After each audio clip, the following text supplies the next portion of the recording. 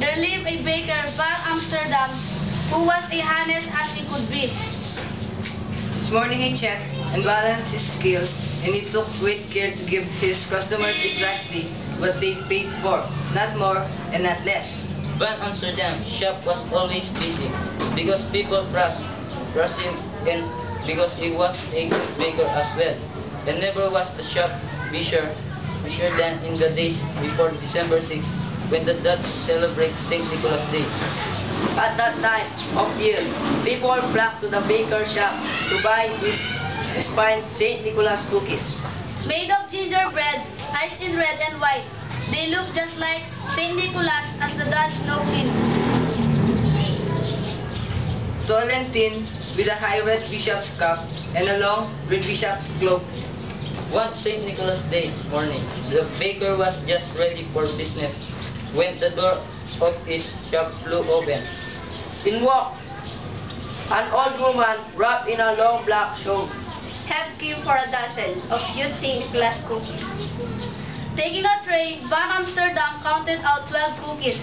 He started to wrap them, but the woman reached out and stopped him. I asked for a dozen.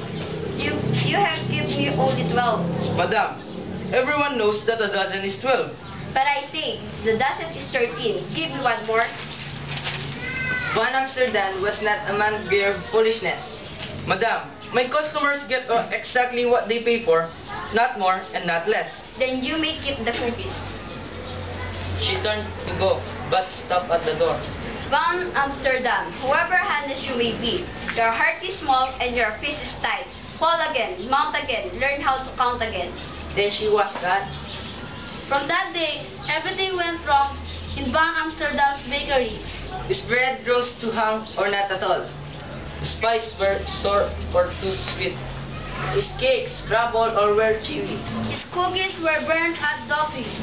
His customers soon noticed the difference. Before long, most of them were going to other bakers. That old man must bewitched me. In this how my honesty is rewarded? A year passed. The baker grew poorer and poorer. Since he sold little, he baked little, and his shelves were nearly bare. His last few customers slipped away. Finally, on the day before St. Nicholas Day, not one customer came to Van Amsterdam's shop. At day's end, the baker sat alone, staring at his unsold St. Nicholas cookies. I wish St. Nicholas could help me now. Then he closed his shop and went sadly to bed. That night, the baker had a dream. He was a boy again, one in a crowd of happy children, and there in the midst of them was St. Nicholas himself. The bishop's white horse stood beside him, its baskets filled with gifts. Because Nicholas pulled out one gift after another and handed them to the children. But Van Amsterdam noticed something strange. No matter how many presents Nicholas passed out, there were always more to give. In fact, the more he took from the baskets, the more they seemed to hold.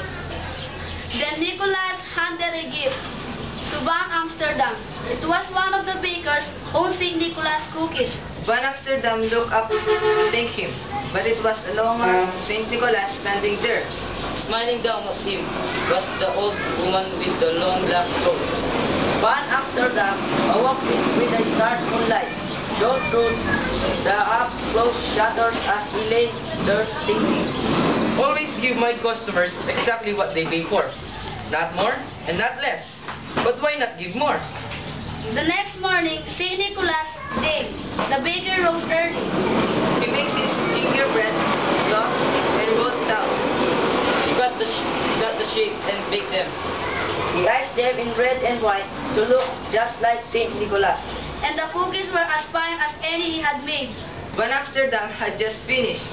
When the door flew open, in walked the old woman with the long black shawl. I have come from a dozen of huge St. Nicholas cookies. In great excitement, Van Amsterdam counted out 12 cookies. And one more. In this shop, from now on, a dozen is 13. She paid for the cookies and started out, but as the door swung shut, The baker's eyes seemed to play straight on him. He thought he glimpsed the tail end of long red cloak. As the old woman also ran after them was rewarded. When people heard he counted 13 and after dozen, he had more customers than ever. In fact, one after them grew so wealthy that the other bakers in town began doing the same. From there, the practice spread to other towns, and it lasted through all the American colonies. And this they say is how 13 become the baker's dozen. A custom common for over a century. And alive in some places to this day.